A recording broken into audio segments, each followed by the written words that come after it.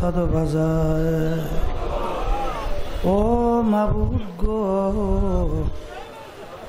এক ফোঁটা পানি দিয়াই বনে আদমকে বানাইয়া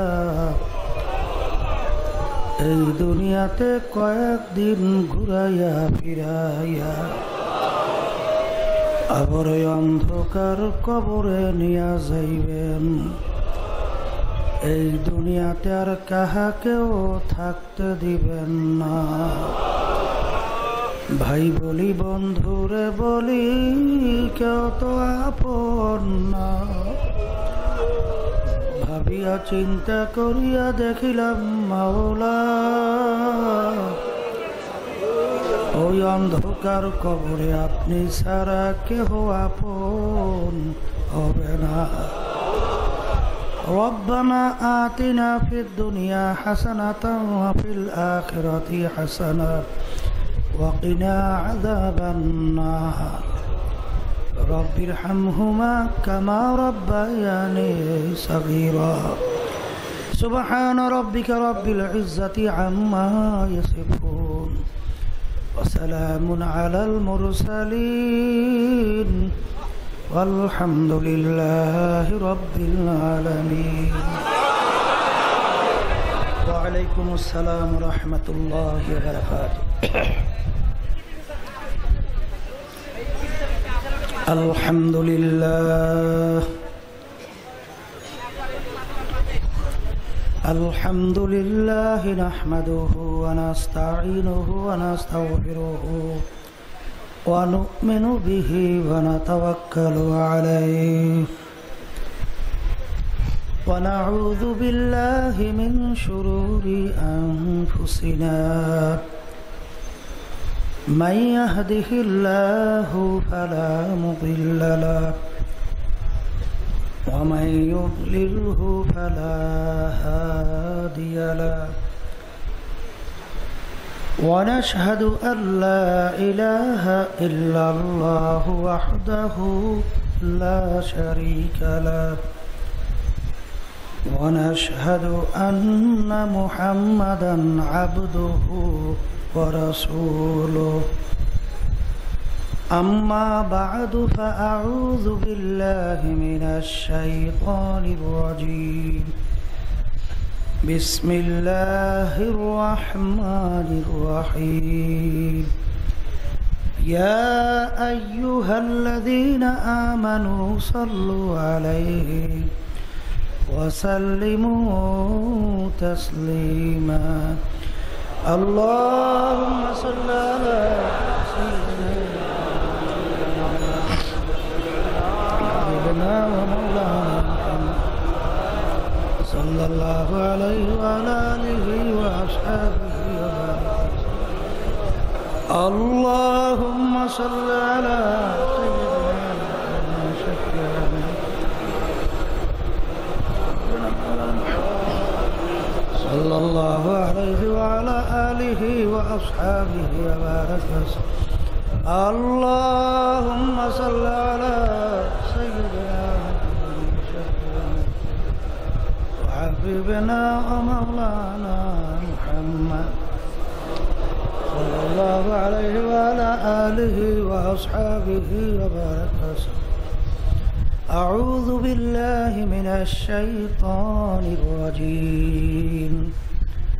بسم الله الرحمن الرحيم.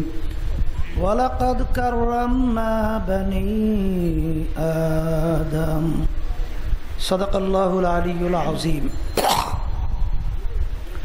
শুকরিয়া আদায় করতেছি মহান রব্বুল আলামিনের দরবারে।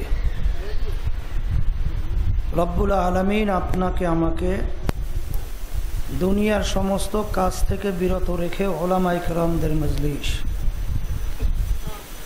বিশেষ করে জাকিরিন শাকিরিন বান্দাদের মজলিস, ফিতনা ফাসাদের যুগ, দিনী মাহফিলে আসার বসার আলোচনা করার শোনার যে তৌফিক দান করলেন, শুকরিয়া তার সবাই বলি আলহামদুলিল্লাহ। অনেক লোকের কানে মাহফিলের দাওয়াত পৌঁছার পরেও তারা কিন্তু মাহফিলে আসে নাই। আবার তালাশ করে দেখবেন বহুত দূর থেকে কষ্ট স্বীকার করে আমার অনেক ভাইরা মাহফিলে পাগলের মতো সুইটে চলে আসছে। মান জাদ্দা ওয়াজাদা, যে যে জিনিস পাওয়ার জন্য চেষ্টা করে ওই জিনিসে পাইয়াও যায়। আব্বাজান বলতেন, দাদাজানও বলতেন, চরমনায়ের জমিনে শুয়ে আছেন। দিনই মাহফিলে প্রথম থেকে শেষ পর্যন্ত থেকে বাড়ি বিদায় হয়ে চলে গেলে আমল নামার মধ্যে কমপক্ষে 50 লক্ষ নেকি এরকম জমা হতেই পারে না। নিয়াত যাদের সহি, আল্লাহকে রাজি খুশির উদ্দেশ্যে যারা আসছেন, আল্লাহ রাব্বুল আলামিন আমল নামার মধ্যে লক্ষ লক্ষ নেকিও দান করবে। এত নেকি পাওয়া যাবে জানার পরেও আশেপাশে রাস্তাঘাটে, দোকানে, বাজারে, ঘরে অনেক আমার ভাইরা দুনিয়ার বিভিন্ন গল্পে লিপ্ত, কেউ টেলিভিশন সাইরা ড্যান্স গানে লিপ্ত, কেউ বিভিন্ন হারাম কাজে, টাসের আড্ডায়, জুয়ার আড্ডায়, মদের আড্ডায়। সুযোগ ছিল মাহফিলে আসতে পারতো, আসে নাই। কারণ হিসেবে আব্বাজান রহমাতুল্লাহি আলাই বলতেন বুঝের অভাব, আর এই বুঝের জন্যই মাহফিলের ব্যবস্থা। আল্লাহ রব্বুল আলামিনের কাছে দোয়া করেন, রব্বুল আলামিন আমাদেরকে ধর্মের সহি বুঝদান করেন। হাদিসের ভিতরে আল্লাহ রাসূল সাল্লাল্লাহু আলাইহি ওয়াসাল্লাম বলছেন, মান ইউরিদিল্লাহু বিহি খায়রান ইউফাক্কিহু ফিদ্দীন। আল্লাহ যাকে ইচ্ছা করেন, ভালোবাসেন, তাকে ধর্মের সহি বুঝদান করে। পাশাপাশি একটা কথা মনে রাখা লাগবে, হেদায়েত কিন্তু কোনো পীরের হাতে নাই, কোনো বাবার হাতেও নাই, কোনো দলের নেতা নেত্রীর হাতেও নাই, কোনো ওস্তাদের হাতেও নাই। হেদায়েত কার হাতে? অনেকে মনে করে পীরের কাছে মুরিদ হয়েছি যথেষ্ট, বাবার দরবারে আসা যাওয়া করি যথেষ্ট, পীর বা বাবা আমাকে নাজাত করে জান্নাতের ব্যবস্থা করবে। জোরে বলেন নাউজুবিল্লাহ। বর্তমানে বাংলাদেশের ভিতরে শতকরা প্রায় 92 জনের মতো মুসলমান। বাংলাদেশে মুসলমান সন্তানদের মধ্যে দলের মতের অভাব নাই। আমি যদি জিজ্ঞাসা করি, আমরা যারা মুসলমান দাবি করি, আমাদের সবের কলেমা এক না ভিন্ন? আল্লাহ নবী এক না ভিন্ন? কুরআনুল কারীম হাদিস এক না ভিন্ন? পৃথক করল কারা? ইহুদি, নাসারা, খ্রিস্টান, ইসলাম বিদ্বেষী চক্র মুসলমানদের ভিতরে ডিভাইডেড তৈরি করে ঈমান ধ্বংস করার জন্য, শক্তি ধ্বংস করার জন্য তাম দুনিয়াময় বিভিন্ন নীল নকশা অনুযায়ী কাজ করছে। অংশ বাংলাদেশেও চলছে। কুমিল্লা ক্যান্টনমেন্ট মসজিদের ভিতরে এক ইমাম ছিল, 30 বছর পর্যন্ত প্রায় ইমামতি করছে। 30 বছর পরে ধরা পড়ছে হিন্দু, ভারতের রয়ের এজেন্ট, ইমাম হইয়া আসছে, আলেম হইয়া আসছে। ঢাকা মালিবাগ মসজিদের ভিতরে এক ইমাম ধরা পড়ছিল খ্রিস্টান। এরকম এরা কিন্তু ইমামও সাজাইছে, মুফতিও সাজাইছে, মুহাদ্দিসও সাজাইছে, পীরও সাজাইছে, বাবাও সাজাইছে, ইসলামের নামে দলও সাজাইছে। কথা ঠিক না? আমরা যারা চরমনাই, আমরা কি বলি? আমরা সহি সঠিকের উপরেই আছি, না বলি না? যারা ফুরফুরা শরীফ, তারা কি বলে? আমরা সঠিকের উপরেই আছি, না বলে আমরা সঠিকে নাই? যারা জৈনপুর, তারা কি বলে? সঠিকের উপরেই আছি। যারা সারসিনা, এরাও কি বলে? সঠিকের উপরেই আছে।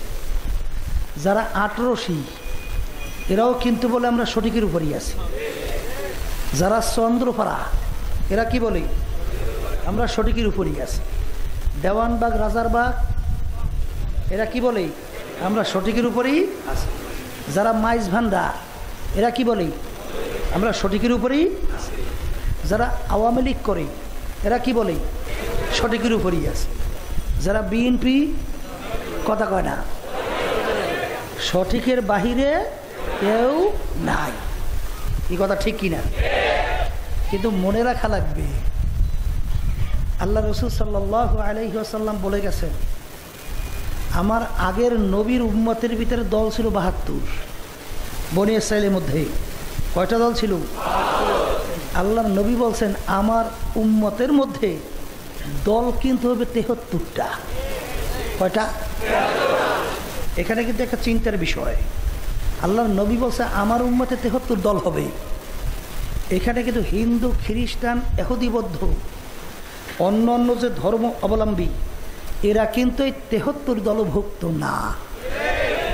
কারণ হিন্দুরা কি নবীকে নবী মানে? খ্রিস্টানরা মানে? তাইলে যারা নবীকে নবী মানে এদের ভিতর দল হবে ৭৩। এবং আল্লাহর নবী বলছিলেন এই ৭৩ দলের মধ্যে ৭২ দল জাহান্নামে চলে যাইবে। আউযুবিল্লাহ। একটা দল শুধু বেহেশতি। সাহাবায়ে কেরাম প্রশ্ন করছিলেন, হুজুর আপনার উম্মতের ভিতরে যদি ৭৩ দল হয়, এর ভিতরে ৭২ দল যদি জাহান্নামী হয়, একটা দল যদি বেহেশতি হয়, কোন দল বেহেশতে যাবে তার পরিচয় কি? তখন আল্লাহর নবী পরিষ্কার হাদিসের ভিতরে পরিচয় দিয়েছেন, মা আনা আলাইহি ওয়া আসহাবি, আমি এবং আমার সাহাবারা যেই মত নীতি আদর্শ সূরা সিরাত আকীদার মধ্যে আছি, কিয়ামত পর্যন্ত যারাই নিয়মে থাকবে তারাই জান্নাতি। এখন প্রত্যেকের আমল মানি কাজ, আমল মানি আপনার কাজ। হ্যাঁ, সাহাবায়ে কেরামদের কাজের সঙ্গে মিলিয়ে দেখেন, সাহাবায়ে কেরামদের কাজের সঙ্গে আপনার কাজ মেলে কিনা। যদি মেলে জান্নাতি, আর যদি না মেলে জাহান্নামী। জোরে বলেন কথা ঠিক কিনা? বর্তমানে কিন্তু একদল বাবা বের হয়েছে, বাবা, বাবাদের দাড়ি নেই। আমি জিজ্ঞাসা করি, আল্লাহ রাসূল সাল্লাল্লাহু আলাইহি ওয়াসাল্লামের দাড়ি ছিল? প্রায় ১.৫ লক্ষের উপর সাহাবায়ে কেরাম, তাদের কি দাড়ি ছিল? দাড়ি সম্পর্কে আল্লাহর রাসূল কি বলছেন? তুলুল লিহইয়া, তোমরা দাড়িকে লম্বা করো। তাই যে নবীর নায়েব দাবি করে, প্রতিনিধি দাবি করে, তার যদি দাড়ি না থাকে, সাহাবায়ে কেরামদের সঙ্গে আল্লাহ রাসূলের সঙ্গে তার চেহারার মিল হয়েছে? তার যদি মিল না হয়, সে নবীর প্রতিনিধি হয় কিভাবে? জোরে বলেন কথা ঠিক না? আরে আল্লাহর নবীর তো আদেশ হুকুমটাই মানল না, এই কথা ঠিক কিনা? বাবাদের কথা শুনছি, যেই মহিলাদের সঙ্গে দেখা দেওয়া জায়েজ নাই, সেই মহিলাদের সঙ্গে বাবা দেখা দেয়। এবং বাবার যারা মুরিদান আছে, জাকিরিনরা, এরা নাকি বেপরদা মহিলাদের সঙ্গে একত্রে বাবার দরবারে আসা যাওয়া করে। আমি আমার বাজানদেরকে জিজ্ঞাসা করব, কেউ রাগ করবেন না, বোঝার চেষ্টা করেন। দল কিন্তু ৭৩, এর ভিতরে ৭২ দল কিন্তু জাহান্নামে। আমি কিন্তু বলি নাই, কোনো পীরও বলে নাই, কোনো মুফতিও বলে নাই, মুহাদ্দিসও বলে নাই, আল্লাহর নবী বলছে, আমি শুনাইতেছি। যদি রাগ করা দরকার হয়, বোঝা পড়া দরকার, আল্লাহর নবীর সঙ্গে করিয়ে। এই জোরে বলেন কথা ঠিক? আমার সঙ্গে ঝামেলা করে কোনো লাভ আছে? কোনো লাভ নাই। পর্দা ফরজ, ওয়াজিব না সুন্নাত? কার হুকুম? হ্যাঁ, লক্ষ লক্ষ কোটি কোটি সুন্নাত যদি একত্রিত করা হয়, একটা ফরজের সমান হবে? আপনি জীবনও 2 রাকাত তাহাজ্জুদের নামাজ পড়েন নাই, জীবনেও 2 রাকাত নফল নামাজ পড়েন নাই, এই জন্য আপনার জন্য জাহান্নামের হুকুম কয় বছর? 1 সেকেন্ড আছে। কিন্তু একবার যদি কেউ ইচ্ছা করে বেপরদা হয়, কমপক্ষে একটা কবিরা গুনাহ, আর একটা কবিরা গুনার জন্য কমপক্ষে ৭,০০০ বছর জাহান্নামের আগুনের ভিতরে জ্বলা লাগবে। পর্দা হুকুম কার? কথা ঠিক কিনা? এখন অনেকে আবার মনে মনে বলতে পারেন, হুজুর কথা বলছেন সব ঠিক আছে, বুঝবো কিভাবে? বর্তমানে এক শ্রেণী আলেম, ওলামা, মুফতি, মুহাদ্দিস, বড় বড় শাইখুল হাদিস লকব লাগাইয়া, এরা যে বেপরদা মহিলা, উশৃঙ্খল মহিলাদেরকে নিয়ে যে মিটিং করে। হুজুর রমজান মাস রহমতের মাস, বরকতের মাস, জাহান্নাম থেকে মুক্তির মাস, সেই মাসে যে বেপরদা মহিলাদেরকে নিয়ে হুজুর ইফতারি করে। তো হুজুর আল্লাহর হুকুম পর্দা ফরজ, বুঝলাম কিভাবে? এই কথা ঠিক কিনা? আমি আমার বাজানদেরকে জিজ্ঞাসা করি, এই যে বেপরদা মহিলাদেরকে নিয়ে যে মিটিং করলো এবং রমজান মাসে ইফতারি করলো, এতে ইসলামের কি কি উপকার হইল? একটু মুখ খুলে কথা বললেন। কি কোনো উপকার হয়েছে? বরঞ্চ জাতীয়ভাবে আল্লাহর হুকুম পর্দা ফরজকে এরা প্রত্যাখ্যান করছে। কথা ঠিক কিনা? আমরা বলি ইসলামের ভিতরে নারী নেতৃত্ব জায়েজ নাই, কি জায়েজ আছে? তাহলে হুজুর বুঝবো কিভাবে? এক শ্রেণী আলেম ওলামা মুফতি মুহাদ্দিস বড় বড় শাইখুল হাদিস এরা দেই হুজুর নারী নেতৃত্বের পিছনে দলে দলে ঘুরে। কথা ঠিক? বাজান শুনিয়া রাখেন, আমি বলি যে আল্লাহ রাসূল সাল্লাল্লাহু আলাইহি ওয়াসাল্লাম বুখারী শরীফে হাদিস, যেই জাতির নেতৃত্ব দেবে মহিলারা ওই জাতির কশিনকালেও কল্যাণ আসবে না। এই কথা তো আমি বলি নাই, কোনো পীরও বলে নাই, কোনো মুহাদ্দিসও বলে নাই, আল্লাহর নবী বলছেন, আমি বলছি, শুনাইতেছি। এই কথা ঠিক কিনা? আবার অনেকে মনে করে এক মহিলার নেতৃত্বের চেয়ে আর এক মহিলার নেতৃত্বের মাধ্যমে কল্যাণ আসবে। মন্দের ভালো বুঝলেন না? মন্দের ভালো। আমি আমার বাজান থেকে জিজ্ঞাসা করি যে এক মহিলার চেয়ে আর এক মহিলার নেতৃত্বে কল্যাণ আসবেই? আপনি হাদিস পড়তে পারেন, পড়াতে পারেন, শুনতে পারেন, বিশ্বাস করেন না। যদি বিশ্বাস করতেন কখনোই মহিলা নেতৃত্বের মাধ্যমে কল্যাণ আসতে পারে না, আসবে না। বলেন কথা ঠিক কিনা? এই জন্য আমার বাজানদেরকে হলে পর্দা হলে মা বোনদেরকে বলবো কথা করে ভালো করে বোঝা লাগবে। অনেকে যারা বলে মন্দের ভালো, অর্থ কি? কোনো ভালো বলতে কিছু নাই, সবই মন্দ, ওইদের মধ্যে একটু ভালো। বুঝেন নাই? মন্দের ভালো, মন্দ ছাড়া কিছু নাই, মন্দের মধ্যে একটু ভালো। কথা বুঝছেন? আমি আমার বাজানদেরকে জিজ্ঞেস করি, বাংলাদেশ শতকরা প্রায় 92 জনের মতো মুসলমান, কয়জন? 45 বছর হয়ে গেল স্বাধীনতার বয়স, হয়েছে না? এখন পর্যন্ত মন্দের ভালো শেষ হয় নাই। যারা নাকি মন্দের ভালো বলেন, আমি তাদের কাছে গ্যারান্টি চাই, কবে নাগাদ, কোন সালে, কয় বছরে মন্দের ভালো শেষ হবে? এইটুকু গ্যারান্টিটা দেন। কি পারবে? হ্যাঁ, কিয়ামত হয়ে যাবে, কোনো দিন পারবে না। কিয়ামত আসে যাবে কিন্তু কোনোদিন পারবে না। কি জোরে বলেন কথা ঠিক কিনা? আমি আর বাজানদেরকে জিজ্ঞাসা করবো, বাংলাদেশের ভিতরে মন্দের ভালো সব ভালো নাই? বাংলাদেশের ভিতরে 3.5 লক্ষের মতো মসজিদ আছে না নাই? প্রায় 70,000-এর মতো মাদ্রাসা আছে না নাই? ওলামায়ে কেরাম লক্ষ লক্ষ আছে না নাই? তলেবে ইলম কোটির কাছে আছে না নাই? পীর মুরিদি হক্কানি এর সাথে জড়াইয়া কোটি কোটি লোক আছে না নাই? আছে না? এই বাংলাদেশের ভিতরে হক্কানি ওলামায়ে কেরাম, দিনদার মুসলমান, কলেমাকে মুসলমান, নামাজি, এরা যদি আজকে একটা প্ল্যাটফর্মে জমা হয়, আগামী দিন বাংলার জমিনে ইসলামী হুকুমত কায়েম। এই কথা ঠিক না? ঠিক। এই জন্য আমার বাজানদেরকে বলবো, বুঝে শুনে কবরে রওনা করিয়েন। ক্ষমতার গরব, টাকার গরব, বংশের গরব, বিভিন্ন উপাধি লোক, এ হইলে যে কদিন দুনিয়ায় চক্ষু খোলা থাকবে, চক্ষু বন্ধ সব শেষ। কথা ঠিক কিনা? আমার বাজানদেরকে বলো, পর্দা আলে মা বোনদেরকে বলবো, কবরে কিন্তু কোনো দলাদলি নাই। কেউ যদি কবরে বলেন আমি সর্বনাইয়ের মুরিদ, মাপ পাইবেন? আমি অমুক দলের লোক, মাপ পাইবেন? এই যদি মাপ নাই ভান, কবরে কিন্তু প্রশ্ন 3টা। জোরে বলেন কয়টা? 1 নম্বর প্রশ্ন, মান রব্বুকা। কি কি প্রশ্ন করছে? তোমার রব কে? বলবেন কি? বুঝা কইছেন না? না বুঝা?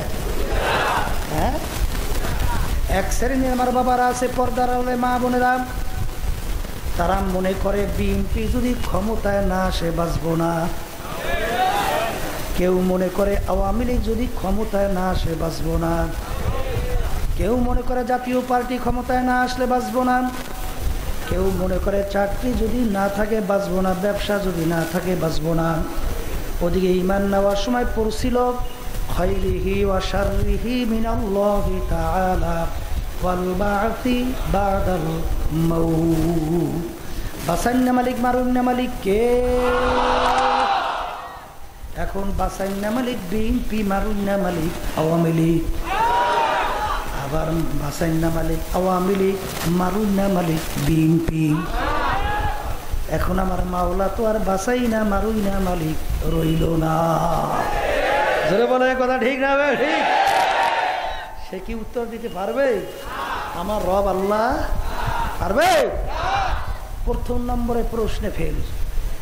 2 নম্বর প্রশ্ন আমার দিন উকা কি সম্পর্কে জিজ্ঞাসা করবে? কোন দিন অনুযায়ী চলছো? কি উত্তর দেবেন? বুঝা না বুঝা? এক শ্রেণী আমার বাবারা, পর্দা আলাই মা বোনেরা, তাদের কাছে ইসলামের নিয়ম নীতি, আচরণ বিধি, কালচার, আদর্শ নিজের শরীরের ভিতরে সুরাত সিরাত পোশাক আদিতে চলতে ভালো লাগে না। আছে না নাই? এখন ইসলামের শব্দ, মুসলমানের শব্দ ব্যবহার করতেও লজ্জা পায়।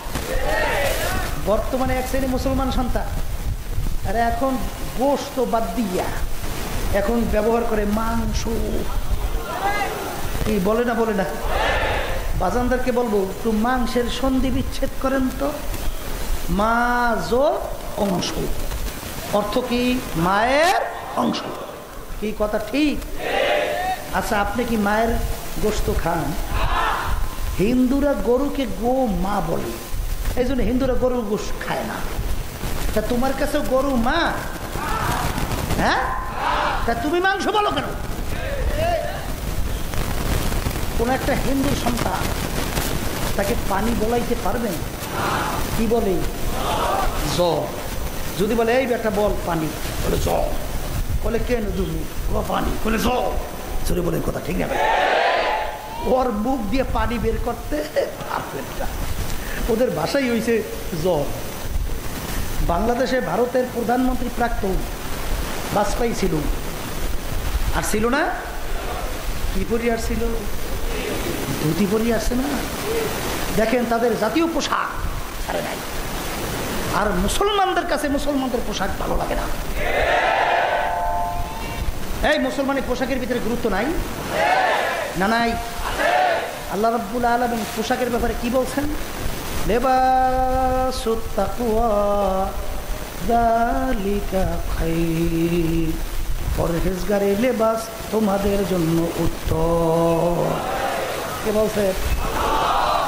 সে কি উত্তর দিতে পারবে? আমার ধর্ম ইসলাম, আমার দিন ইসলাম। যেরকম পারবে? 2 নম্বর প্রশ্নে ফেল। 3 নম্বর প্রশ্ন আল্লাহর হাবিবকে দেখাবেন, দেখাইয়া বলবেন মান হাযার রাজুল, বলো ব্যক্তি কে? ওলামায়ে কেরাম প্রশ্ন উত্তর প্রশ্ন ঠিক আছে? কথা কইয়েন। প্রশ্ন কি 3টাই না অন্য কোনো হইবে? এই 3টাই। আচ্ছা, এখন আল্লাহর নবীকে দেখাইয়ে বলবেন ব্যক্তি কে। আল্লাহ রাব্বুল আলামিন কোরআনুল কারীমের ভিতরে আগেই জানায় রাখছেন, ইয়াউমা নাদউ কুল্লু উনাসিন বিইমামিহিম। কিয়ামতের ময়দানে আল্লাহ রাব্বুল আলামিন প্রত্যেকটা ব্যক্তিকে, মানুষকে তার দলের নেতা নেত্রীর সঙ্গে ডাকবে। কার সঙ্গে ডাকবে? তার দলের নেতা নেত্রীর সঙ্গে। বুখারী শরীফ হাদিস আল্লাহর রাসূল বলেন, মান তাশাব্বাহা বিকওমিন ফাহুয়া মিনহু। দুনিয়ার ভিতরে তুমি যেই দলভুক্ত হইয়া চলবা, যেই দলের নেতা নেত্রীকে তুমি নেতা নেত্রী হিসাবে মানবা, আল্লাহর রাসূল বলতেছেন কিয়ামতের ময়দানে তুমি ওই দলভুক্ত হইয়া উঠবা এবং ওই দলের নেতা নেত্রীর সঙ্গে তোমার হাসর হইয়া যাবে। আমি বলছি? কোন পীর মুফতি মুহাদ্দিস কথা বললেন? আল্লাহর নবী বলছেন, আমি শুনাইছি। আল্লাহ রাব্বুল আলামিন বলছেন, আমি শুনাইছি। এই কথা ঠিক কিনা?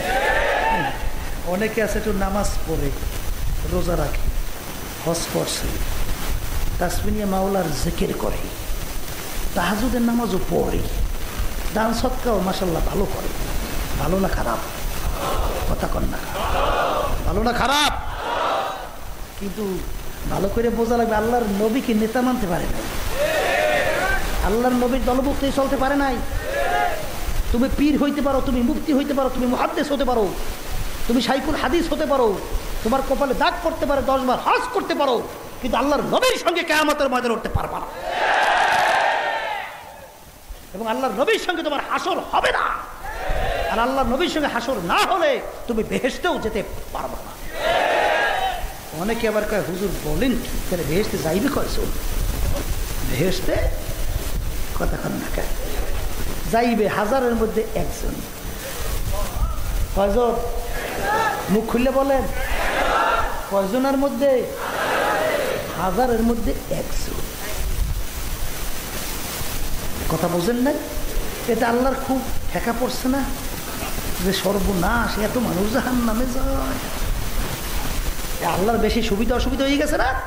কথা কয় না?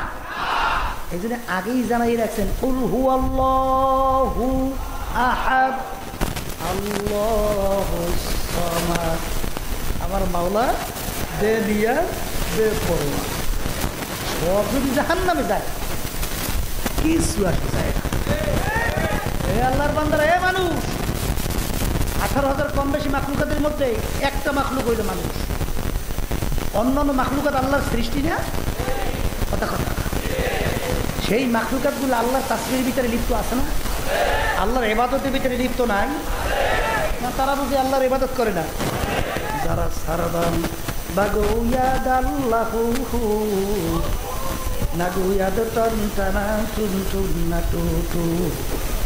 আমরা শুনি পাখিগুলা টুন টুন টুন টুন টুন টুন শব্দ করে, আরে আসলে ওরা টুন টুন টুন টুন শব্দ করে না। ওদের ভাষায় ওরা বলে আল্লাহু আল্লাহু। আমরা পানিকে বলি পানি, পানিকে বলি, হিন্দুরা বলে পানিকে জল। জিনিস কিন্তু একটা। ইংরেজরা ইংরেজি ভাষায় বলে ওয়াটার, জিনিস কিন্তু একটাই। আরবি ভাষাভাষীরা বলে মাউ, জিনিস কিন্তু একটাই, পানি। জোরে বলেন কথা ঠিক কিনা? এক এক ভাষায় এক এক ধরনের শব্দ শোনা যায়। পাখিদের কণ্ঠে শুনি টুনটুনা টুনটুন, আসলে ওদের ভাষায় বলে আল্লাহু আল্লাহু। পাখিয়া ডাক দেয় কুকুরু টুকু, আমাদের ভাষায় আমরা কানে শুনি কুকুরু টুকু, আসলে ওদের ভাষায় বলে আল্লাহু আল্লাহু। আল্লাহর বান্দারা, তারা তো আল্লাহর নবীকে দেখে চিনতে পারবে? কথা বল না, পারবে? তাহলে আল্লাহর নবীকে দেখে চিনতেও পারবে না, উত্তরও দিতে পারবে না। 3 নম্বর প্রশ্নেও কি? 3 নম্বর প্রশ্ন, ও কবরের যাত্রীরা এখন শোনো, আল্লাহর নবী কি বলতে শোনায় রাখি, মানবা কিনা জানি না। উলামায়ে কেরাম আলোচনার পরে বলে, ওমা আলাইনা ইল্লাল বালাগ, আমার দায়িত্ব পৌঁছে দিলাম, মানো বা না মানো বুঝবান মাওলার সঙ্গে। ধরে বলেন কথা ঠিক না ভাই? 3 নম্বর প্রশ্ন যখন ফেল করবে, আল্লাহর নবী কি বলছেন শোনো, কবরুর রাউরিয়াতুল জান্নাহ আও উসরাতুন মিন নার। এই যে কবর দেখো, এই কবর কিন্তু আসল কবর না। কোন আল্লাহর বান্দা বান্দির কবর একটা দেশের বাগান হয়ে যাবে। আল্লাহ আপনি আমার জন্য, আমাদের সবার জন্য কবুল করে নেন। আল্লাহ রাসূল বলেন, ও আমার উম্মতেরা, কোন নাফরমানের কবরের মধ্যে একটা না আল্লাহু আকবার জাহান্নামের আগুন এসে ভরিয়া যাবে। আল্লাহ আপনি আমাকে আমাদের সবাইকে মাফ করিয়া দিয়েন। কোন নাফরমানের কবরের ভিতরে একটা না, দুইটা না, 99 তিননিরান লাউ নুফিখা ফিল আরদি মা আনবাতাত খাদরা, 99টা বিষাক্ত সব জমা হইয়া যাবে। কিয়ামত পর্যন্ত নাফরমানকে ঠুকরাইতে উল্টাইয়া পুল্টাইয়া পেঁচাইয়া ঠুকরাইতে থাকবে। সাপের এমন বিষ হবে, যদি জমিনের দিকে মুখ করিয়া সাপ ফুক দেখো, এই জমিনের ভিতরে গাছপালা তরুলতা মাথা জাগাতে পারতো না। অনেকে বলতে পারেন হুজুর সাপের এত কীভাবে বিষ হয়? বর্তমান আধুনিক যুগে বোঝা বড় সহজ। বর্তমানে বৈজ্ঞানিকরা অ্যাটম তৈরি করছেন, ডিমের মতো এত গোল একটা বস্তু, ওর এত পাওয়ার, যদি কোনো এলাকার ভিতরে অ্যাটম বোম ছোট্ট ছাইয়া দেওয়া হয়, ওর ক্রিয়া তামাম এলাকার সমস্ত মানুষ গাছপালা জানোয়ার সব মরিয়া তামা হইয়া যায়। যদি এতটুক অ্যাটম বোমের মধ্যে এত পাওয়ার থাকতে পারে, এই অ্যাটম বোমের পদার্থক আমার মাওলার খনিজ দুরাজ্য থেকে আবিষ্কার করছে। সেই মাওলা আমার সাপের ভিতরে এরকম বিষ কেন দিতে পারবে না? আমার বাজানদেরকে বলো, পর্দালে মা বোনদেরকে বলবো, বাজান একটু মাঝে মধ্যে একটু মুরাকাবা করা লাগবে, চিন্তা করা লাগবে। তুমি আর আমি দুনিয়ায় কিন্তু কেউ ইচ্ছা করে আসতে পারি নাই, ইচ্ছা করে কেউ থাকতেও পারবো না। আসছি আমার মাওলার ইচ্ছায়, আসি আমার মাওলার ইচ্ছায়, রওনাও কিন্তু করা লাগবে আমার মাওলার ইচ্ছায়। জোরে বলেন কথা ঠিক না বে ঠিক? আজকে মুসলমানের ঘরে জন্মগ্রহণ করলাম, এর শুকরিয়া যদি কিয়ামত পর্যন্ত আদায় করতে থাকো, এর শুকরিয়া কোনোদিন বুঝিয়া দেয় শেষ হবে না। আদমি আদা দাইবা জব মুসলমান কর দই, এ খুদা কুরবা সওয়াম ইহসাব কর দই। আমার মাওলার কত দয়া কত মায়া তোমার আমার উপরে আমার মাওলা দান করলো। একটু মাঝে মাঝে একটু চিন্তা করো, মোরাকাবা করো। হিন্দুর বাচ্চারও তো একটা রুহু, খ্রিস্টানের বাচ্চারও তো একটা রুহু, হিন্দুর বাচ্চারও তো একটা রুহু, অন্যনের দিকে দিকে বাচ্চারও তো একটা রুহু। তুমি আমি আমার মাওলার কাছে কেউ দরখাস্ত করি রে মাবুদ, দয়া মায়া করে আপনি আমার রুহুকে মুসলমানের ঘরে দান করেন। বিনা দরখাস্তে বিনা চেষ্টায় আমার মাওলা তোমার আমার রুহুকে মুসলমানের ঘরে দান করলো। এখন তুমি আমি মুসলমান হইয়া দুনিয়া জন্ম হইয়া গেলাম। আজকে ডাকবে আব্দুল কারীম, আমি জবাব দিলাম ভাই। আরে আমার মাওলা ইচ্ছা করলে আমার রুহুকে একটা হিন্দুর ঘরেও তো ঢুকাইতে পারত, খ্রিস্টানের ঘরে ঢুকাইতে পারত, অন্যান্য বিজাতির ঘরেও ঢুকাইতে পারত। একটা হিন্দুর বাচ্চা হইয়া দুনিয়া জন্ম হইতাম, অন্যান্য বিজাতি হইয়া দুনিয়া জন্ম হইতাম। বিনা দরখাস্তে আমার মাওলা তোমার আমার রুহুকে মুসলমানের ঘরে দান করলো। আজকে তুমি আমি মুসলমান হইয়া দুনিয়া জন্ম হইয়া গেলাম। আজকে মুসলমানের ঘরে জন্মগ্রহণ করিয়া আমাদের ময়দানে যদি জাহান্নামের শিকল হাতে পায়ে লাগে,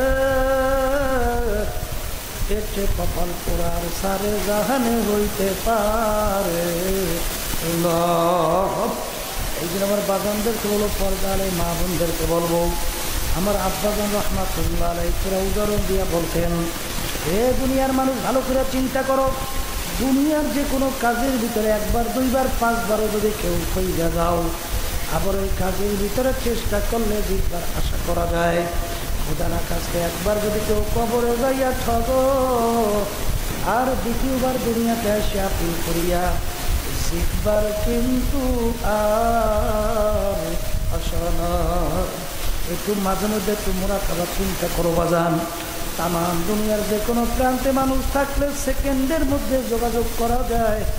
তোমার আমার বাড়ির দরজা আমার আম্মা ঘুমাইয়া রইল, আমার আব্বাও ঘুমাইয়া রইল, দাদা দাদু আত্মীয় স্বজন ঘুমাইয়া রইল, ওই আজ পর্যন্ত খবর দিতেও পারলো না, নিতেও কিন্তু পারলাম না।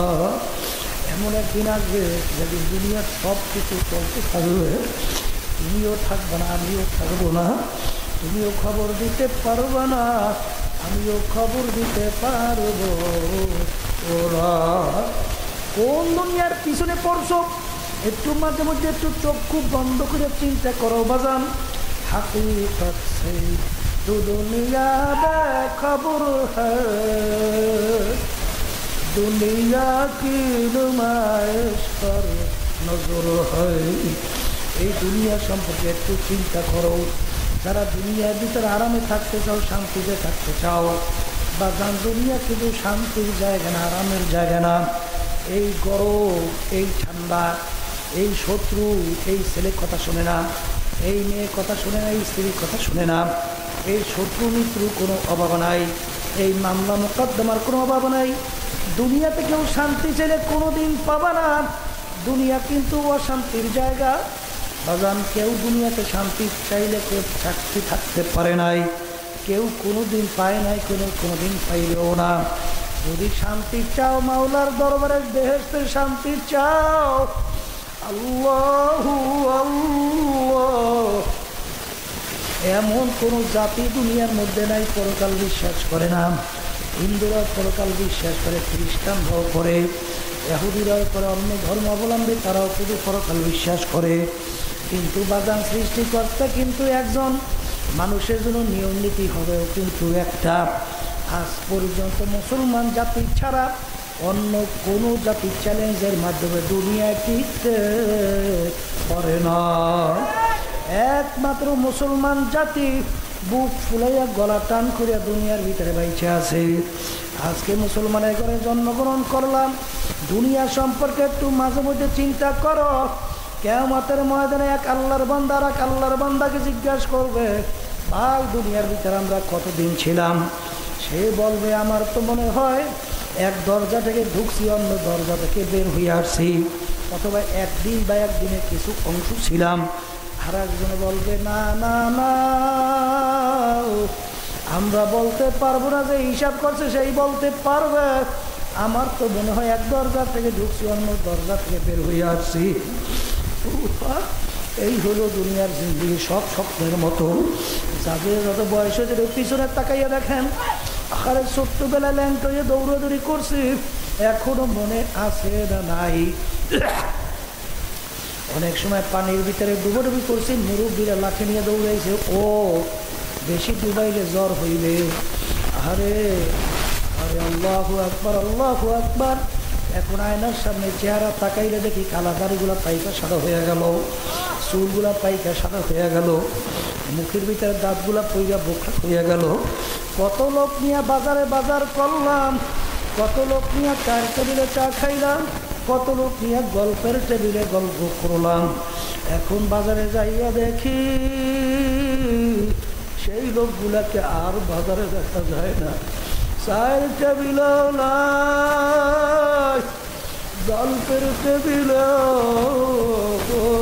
নাই এখন একদিন আসবে যদি দুনিয়ার সব থাকবে দুনিয়ার আমি আর থাকবো না আর দুনিয়া মাজরাতুল আখিরাত এখন মনকে বুঝো রে মন দুনিয়ায় যেহেতু থাকতেই পারবো না কোনোদিন আসতেও পারবো না এই দুনিয়াটা হলো আখিরাতের সম্বল ফসল কামাই করার জায়গা আজকে দুনিয়ায় বসে একবার আল্লাহকে আল্লাহ বলে ডাক দিবা আমুল নামার ভিতরে নেকি জমা হইয়া যাবে আর কবরে যাইয়া শত শত বছর আল্লাহকে ডাকবা আর একটা ডাকিও আমুল নামা জমা হবে না আসলে যারা চিন্তা করছে তারা কিন্তু চোখের পানি ফালাইয়া কাঁদতে কাঁদতে কবরে গেছে আর যাদের চিন্তা নাই তাদের চোখেও কিন্তু পানি যারা চিন্তা করছে তারা চিন্তা করে এই ক্ষণস্থায়ী দুনিয়া দিয়ে আমি কি করব। তাম দুনিয়ার মোট 4 জন লোক রাজত্ব করছিল 2 জন বিজাতি 2 জন মুসলমান এর ভিতরে 2 জন একজন মুসলমানের ভিতরে বাচ্চা সিকান্দার বাচ্চা ইন্তেকালের আগে ওসিয়াত করলো আমার মৌতের পরে আমাকে গোসল করাইয়া কাপড় পরাইয়া খাটের মধ্যে উঠাইয়া হাত দুইটাকে বাহিরে রাখিয়া শহরটাকে ঘুরাইয়া তারপর নিয়ে আমাকে মাটির ভিতরে দাফন করিও। তিনি দুনিয়া থেকে বিদায় হওয়ার পরে গোসল করাইল কাপড় পরাইলো হাত বাহিরে রেখে ঘুরায় যারা বোঝে না দেখছো বাচ্চা আজীবনে আমাদের দেখে খাসবে এবং ট্যাক্স নিল এখন মরার পরেও আমাদের কাছে হাত পাইতে রয়েছে কীভাবে খাসবে এবং ট্যাক্স চায় আলেমরা বলো, বোকার দলেরা, তোমরা বোঝো নাই, বাদশাহ সেকান্দার ইন্তেকালের আগে ওসিয়াত করছিল মৌতের পরে হাত বাহিরে রেখে ঘুরাইয়া দাফন করার জন্য। তিনি তামাম দুনিয়ার মানুষকে বুঝাতে চাইছেন, ও তামাম দুনিয়ার মানুষেরা, আমি বাদশাহ সেকান্দারের মতো এত বড় বাদশা মনে হয় দ্বিতীয় আর কেউ হইতে পারবি না। তামাম দুনিয়ার বাদশাহী কইরা আখারে যখন কবরে রওনা করলাম, একেবারে খালি দুইটা হাত নিয়ে কবরে রওনা করলাম, আর কিছুই নিতে পারলাম না। এত টাকা রাখবা কোথায়,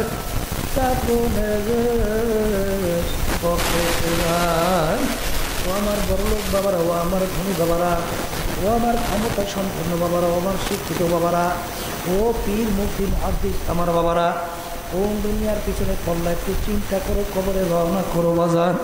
আমার আব্বাজান রহমাতুল্লাহ পেরা উদাহরণ দিয়া বলতো, যেই মামলার তদবির নাই ওই মামলারও কিন্তু খালাস নাই। দুনিয়ার যে কোনো কাজে যদি তদবির না করো, ওই কাজের ভিতরে ভালো ফলাফলের আশা করা যায় না। আখিরাতের 5টা মামলা তোমার আমার সামনে দাঁড় হইয়া আছে। এই মামলার তদবির দুনিয়া থাকা অবস্থায় করার পরে রওনা করা লাগবে। 1 নম্বর মামলা হলো মৌতের মামলা, 2য় কবরের মামলা, 3য় আল্লাহু আকবার কিয়ামতের ময়দান মিজান পুলসিরাতের মামলা। এই মামলার তদবির দুনিয়া থাকা অবস্থায় করার পরে রওনা করা লাগবে। মৌত তো সবাইরই হবে, কোনো সন্দেহ নাই বাজান। আল্লাহর হাবিব বলছেন, যার মৌত হবে শেষ হবে কলেমা, হাত দাখালাল জান্নাহ, সে বেহেশতের মধ্যে ঢুকে যাইবে। এখন মন কি বুঝরে মন, আমার মৌতের সময় জবান থেকে কি বের হবে? আল্লাহু আকবার, কুল্লু ইয়াতারাশা বিমা ফিহি, যেই ভান্ডের ভিতরে যা থাকবে কাজ করলে কিন্তু তাই পড়বে। অনেকে উষ্টা খাইয়ে পড়িয়া যায়, ও মাগুরে বাবারে বের হয়। আর যাদের ভিতরে আল্লাহ শব্দ ঢুকছে তাদের জবান থেকে আল্লাহ ইন্না লিল্লাহ বের হয়ে যায়। ঠিক বাজান মৌতের পূর্ব মুহূর্তে মানুষ ইচ্ছা করে কলেমা পড়বে, কোনোদিন সম্ভব না। কিন্তু যদি কলবের ভিতরে কলেমা বসাতে পারো, ঠিক দেখবা মৌতের পূর্ব মুহূর্তে জবান থেকে কলেমা বের হইতে আছে। এরকম হাজার হাজার ঘটনা আছে।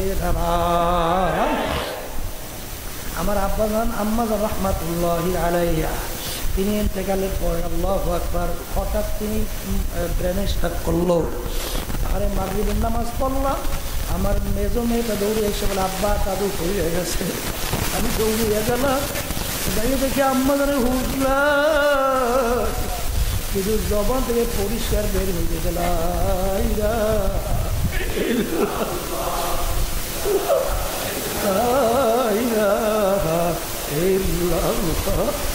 বরিশাল পর্যন্ত নিয়ে গেলাম, না এরা জিকির করতে করতে গেল।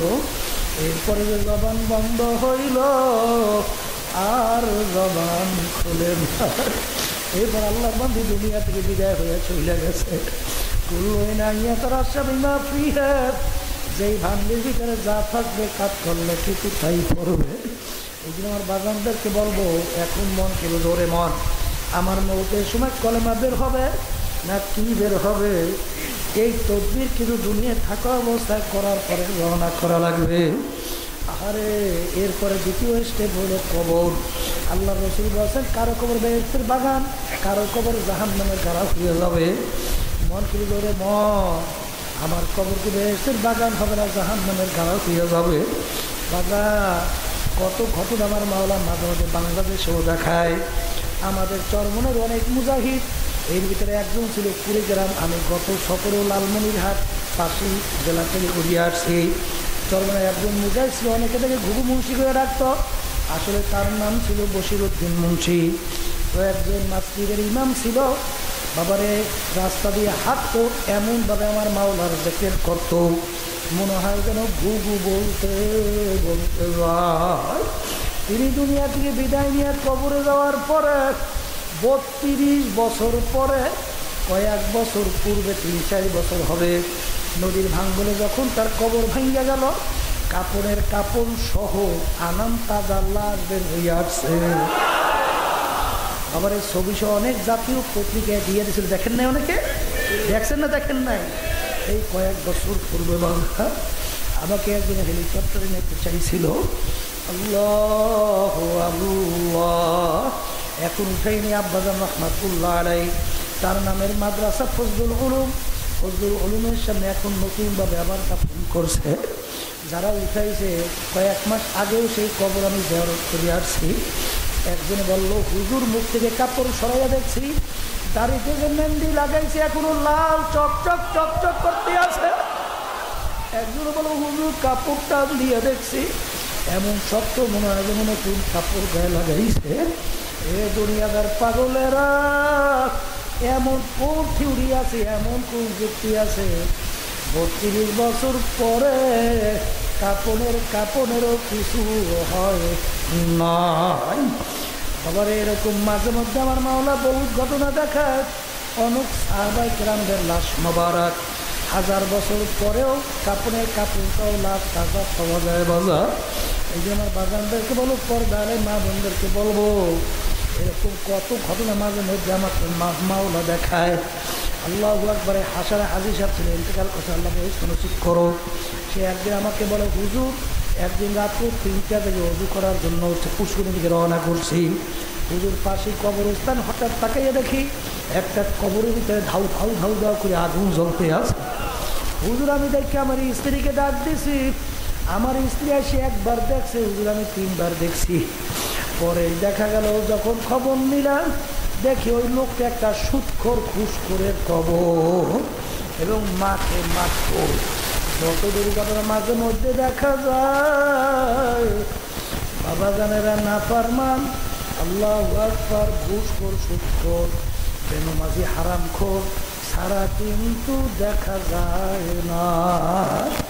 এই জন্য যারা কবরে যাবেন, মরবেন, তাদের কাছে আমাদের কথা, যারা মরবেন না, কবরে যাবেন না, তাদের সঙ্গে আমাদের কোনো কথাও নাই। কিন্তু বাজার মনে রাখো, যেই মামলার তদবির নাই তার কিন্তু কোনো খালাস নাই। আল্লাহু আকবার, আল্লাহু আকবার। যত আল্লাহর মিয়া দুনিয়া থেকে গেল বাজানরা, তারা চেষ্টা করতে করতে কাঁদতে কাঁদতে আমার মাওলার কবরে গেল। আমার দাদাজানের কথা শুনছি, আমার দাদাজান ইন্তেকালের আগে আগে পাশি কবরস্থান চকুর উপরে বৈশা পোলাখানের মতো আউ আউ করে চিল্লাইয়া কান্দে, দুই চোখে দিয়ে পানি আমাদের পানি পড়ে, আর করুণ সুরে ডাক দিয়া মাওলার দরবারে বলে, মাবুদ রে, তুমি যদি আমাকে মাপ নাই করো, আমি একা কেমনে থাকবো ওই অন্ধকার কবরে? ওই কবরে বাতি নাই, সাথীও নাই, কারোর সাথে শোনাও নাই। ওই কবরে আমি একা কেমনে থাকবো? যেই মামলার তদবির নাই তার কিন্তু খালাস নাই। খাদিজাতুল কুবরা রাদিয়াল্লাহু তাআলা আনহা একদিন ফজরের পরে অজরে কান্দে। ফাতেমা রাদিয়াল্লাহু তাআলা বলেন, আব্বাজান আম্মা কান্দে। আল্লাহর হাবিব বলেন, খাদিজা রে কেন কান্দো? ইয়া রাসূলুল্লাহ, ইয়া হাবিব আল্লাহ, আমি খাদিজা যদি দুনিয়ার ভিতরে কোনো বিপদের মধ্যে পড়ে যাই, আমাকে উদ্ধার করার জন্য আপনি দৌড়ে আসেন। আমার মেয়ে খাদিজা দৌড়ে আসে, আমার আত্মীয় স্বজন দৌড়ে আমাকে বিপদ থেকে উদ্ধার করে। কিন্তু ইয়া রাসূলুল্লাহ, ইয়া হাবিব আল্লাহ, আমি খাদিজা যদি কবরে বিপদে পড়ে যাই, ওই কবরে তো আমার কেউ নাই, ওই কবরে আমার কি উপায় হবে? এই চিন্তায় আমি খাদিজা কান্দি। আল্লাহ হাবিব বলে, খাদিজা কান্না থামাও। ইয়া রাসূলুল্লাহ, ইয়া হাবিব আল্লাহ, শর্ত মানা লাগবে। খাদিজা কি শর্ত? ইয়া রাসূলুল্লাহ, হাবিব আল্লাহ, আমি যদি দুনিয়া থেকে বিদায় হইয়া যাই, আগে আপনার জামা মোবারক দিয়ে আমার কাপড়ের কাপড় পরানো লাগবে। কারণ আপনার জামা মোবারক যদি আমার গায়ের সঙ্গে লাইগা থাকে, কবরের মাটি আমাকে চাপ দিতে পারবে না। আপনার জামা বরফ দিয়ে আমার কাপড়ের কাপড় পরানো লাগবে। ইয়া রাসূলুল্লাহ হাবিবাল্লাহ, আমি খাদিজা দুনিয়া থেকে বিদায় হয়ে যাই, কবরে আমার কবরের প্রশ্নের উত্তর আপনার দিয়ে দেওয়া লাগবে। খাদিজাতুল কুবরা রাদিয়াল্লাহু তাআলা আনহা দুনিয়া থেকে বিদায় হয়ে গেল। আল্লাহু আকবার, আল্লাহু আকবার। তাকে নিয়ে দাফন করলো। আরে অন্য সবাই যার যার কাজে রওনা করলো। আল্লাহ রসুল কবরের পাশে বসে অপেক্ষা করে খাদিজার কবরের প্রশ্নের উত্তর দেবে। সময়ের পর সময় কবরে কোনো উত্তর নাই, প্রশ্ন নাই, কোনো খবর নাই। আল্লাহ চিন্তা করলো ব্যাপার কি, কবরে কোনো খবর প্রশ্নের কেন নাই। আল্লাহ রাব্বুল আলামিন ডাক দিয়া বলে, হাবিব গো, আপনি অপেক্ষা করেন, খাদিজা কবরের প্রশ্নের উত্তর দিবে। লাগবে না, লাগবে না, আমি স্বয়ং রব্বুল আলামিন খাদিজার কবরের প্রশ্নের উত্তর দিয়া দিলাম। এই মামলার তদবির নাই, তার কিন্তু কোনো খালাস নাই। আমার বাগানদেরকে বলবো, পর্দালে মা বোনদেরকে বলবো, ও আমার বড় লোক বাবারা, ও আমার ধনী বাবারা, একটু গরম লাগলে সহ্য করা যায় না, এয়ার কন্ডিশনের ভিতরে দৌড়াও, বিভিন্ন গাছের নিচে ছায়া দৌড়াও। কিন্তু কবরের যাত্রীরা, আজকে যে আমরা সূর্য দেখতেছি, এই দুনিয়া থেকে 9,30,00,000 মাইল দূরে সূর্য। সূর্যের যেদিকে তাপ উপরের দিকে, যেদিকে তাপ কম নিচের দিকে। যখন শক্তি নাকি দুপুরের সময় এই সূর্য যখন দুনিয়ার দিকে তাপ দেওয়া শুরু করে, সূর্যের তাপে তোমার আমার কলিজা শুকাইয়া অস্থির হইয়া যায়, পানির জন্য পাগল পারা হইয়া যায়। আরে ও আল্লাহর বন্ধার ও পর্দার আড়ালের মা বোনেরা, আমার মাওলা কিয়ামতের ময়দানে এই সূর্য এক হাত বা সোয়া হাত মাথার উপরে উপুর করিয়া সারিয়া দেবে। সারিয়া দিয়ে আমার মাওলা বলবো, সূর্য তোর ভিতরে যত তাপ আছে সারা নাফরমানেরা বুঝুক আমি মাওলা কেমন। কিয়ামতের ময়দানে ঘর নাই, বাড়ি নাই, গাছ নাই, আগুন নেও কোনো জায়গা নাই, মৌ তালাশ করিয়া পাওয়া যাবে না। সূর্যের তাপে কিয়ামতের ময়দান না পুরিয়া লাল চামড়ার মতো লাল দিয়ে যাবে। ওই মুহূর্তে আল্লাহ রাব্বুল আলামিন 7 প্রকার লোককে তার স্পেশাল আরশে ছায়া দান করবে। আরে তার ভিতরে তুমি আর আমি ছায়া পাবো কিনা জানি না। আল্লাহ আপনি আমাদের জন্য কবুল করিয়া নিয়েন। আর খোদা না কাজটা তাদের আরশি নিছায়া হবে না। সূর্যের তাপে নাফরমানদের তালুটা টাস টাস করিয়া ভাইটা মগজগুলো ভাতের মতো উতলাইয়া বাইয়া বাইয়া পড়িয়া যাইবে। লা ইয়ামুতু ফিহা ওয়ালা ইয়াহইয়া, মানুষ বাঁচবেও না মরবেও না। এই জন্য আমার বাজানদেরকে বলবো, পর্দালে মা বোনদেরকে বলবো, বাজানদার শরীরের ভিতরে আগুন ধইরা গেছে, সে আগুনের বর্ণ জ্বালা বুঝবে। যার ভিতরে আগুন ধরে নাই সে কোনোদিন আগুনের জ্বালাও বুঝবে না। এই জন্য আমার বাজানদেরকে বলবো, কবরের যারা যাত্রী যাই মরবেন তাদের কাছে আমাদের কথা বাজান। মানুষ মুসলমান বলতেই কিন্তু মন চায় গুনার থেকে ফেরবে, নেকির কাজ করবে, তারপর দুনিয়া থেকে বিদায় নিয়ে কবর হয়ে যাইবে। কিন্তু শয়তান এবং নফস তোমার আমার পিছনে শত্রু হিসাবে সবসময় গুনার ভিতরে লিপ্ত করাবার চেষ্টা করে। এই জন্যই বাজারে এই যে পীর মুরিদি শোনেন, এই তরিকা শোনেন অন্য কোনো উদ্দেশ্য শোনাবে বাজান। আমাদের এই তরিকার নাম হলো সিস্তিয়া সাবিরিয়া তরিকা। এই তরিকার 5টা ঔষধ আছে। আমার আব্বা জান বলতেন, বাজান যদি ঠিক মতো পালন করতে পারো, আল্লাহর রহমতের উপরে ভরসা করে বলতে পারি, শয়তান এবং নফস আল্লাহর ফজলে করলে তোমাদেরকে গুনার কাজের কাছে নিতে পারবে না। এই আল্লাহর বান্দারা কবরে যাক দলাদলি বুঝি যদি না রে বাজান। যদি চরমনার তরিকা ভালো না লাগে, যে কোনো এক সহি তরিকায় দৌড়াও, দৌড়াই উদ্দেশ্য হলো চোখে পানি নিয়া কলব নরম করিয়া সুন্নাত তরিকা আমল মজবুত কইরা হারাম থেকে বাইচা মাওলার হুকুম পালন কইরা তারপর আমার মাওলার কবরে যাইয়া শোয়া লাগবে। কবরে কিন্তু কোনো দলাদলি চলে না। আমার বাগানদারকে বলবো যারা পরিচার সাথে জড়াই আছে সর্বনে বিশেষ করে দেখবেন, আল্লাহর ফজলের কারণে দেখবেন তাদের আগে নামাজ ভালো লাগবে না, এখন নামাজ ভালো লাগে। আপনাদের এলাকায় আছে না না? আগে নামাজ পড়তো না, এখন পরে আছে না নাই? আগে সুন্নাত তরিকা চলতে পারতো না, এখন পারে আছে না নাই? তাহলে বুঝা গেল আল্লাহর ফজলের করমে এই ঔষধের ক্রিয়া আছে। জোরে বলে কথা ঠিক কিনা? উদ্দেশ্য হলে মাওলার পাগল হইয়া কবরে যাওয়া লাগবে।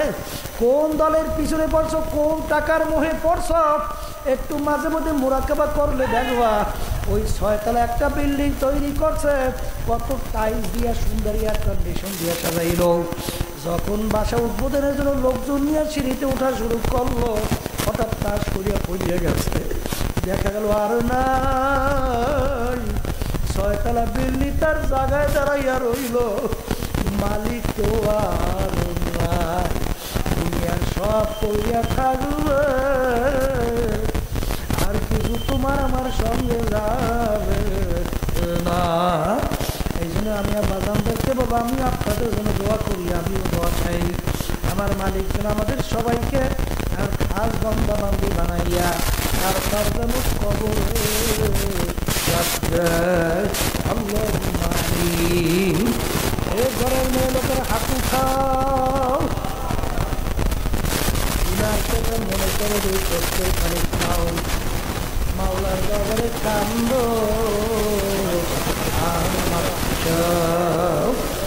যদি কান্না না আসে মনকে বুঝাও রে মন। একদিন এই ঘরের দরজা দিয়ে নতুন বউ হয়ে উঠছিল রে মন।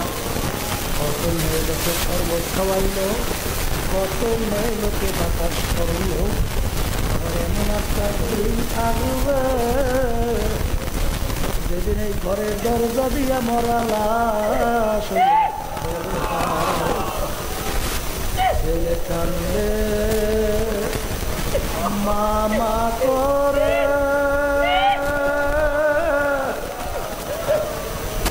মেঘাল মামা করে সব তো আর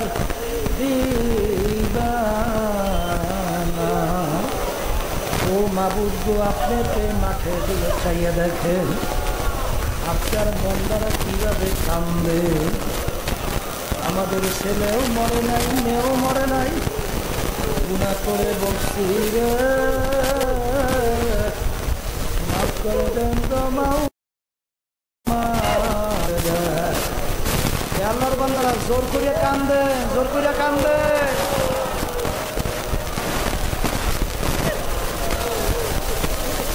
সন্তান মারা গেলে চোখের মধ্যে পানি আসে, সম্পদ নষ্ট হয়ে গেলে চোখের মধ্যে পানি আসে। তোমার আমার গুনার কারণে যে জাহান্নামের আগুন জ্বলছে, ওই জাহান্নামের আগুন চোখের পানি ছাড়া ঠান্ডা হবে না। মাবুদ গো, যাদের উসিলায় মাহফিল হইল, যারা মাহফিলের জন্য চেষ্টা খাটনি সাহায্য করলো, আমরা মাহফিলে যারা উপস্থিত হইয়া গেলাম, সবাই উপরে আপনি খাস মেহেরবানি নাজিল করেন আল্লাহ। আল্লাহ আমরা যারা হাত তুলছি জানি না এই উপজেলে কার আম্মা, কার আব্বা, কার আত্মীয় স্বজন এই অন্ধকার খবরে শুয়ে আমাদের দিকে চাইয়া রয়েছে।